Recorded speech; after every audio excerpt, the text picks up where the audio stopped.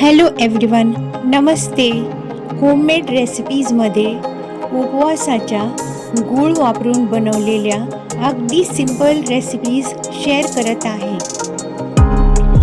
Sweet potato, रताळ्याची गोड sweet dish आणि त्याच्यानंतर कवठाची तिखट गोड चटणीची रेसिपी शेअर करत आहे.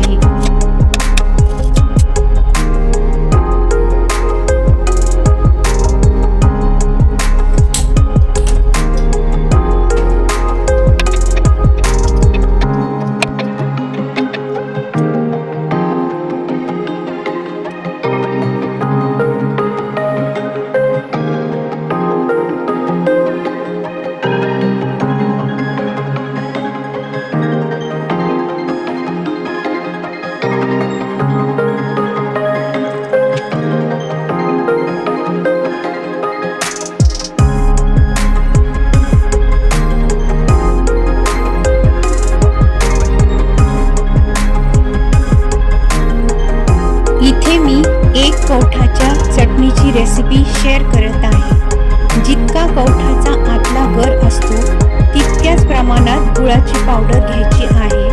अर्धा चमचा लाल मिरची पावडर, थोडेसे मीठ, पूर्णपणे सर्व एकत्र करून सर्व व्यवस्थित फिरवायचे आहे, मिक्स करायचे आहे. ही चटणी खूपच स्वादिष्ट लागते.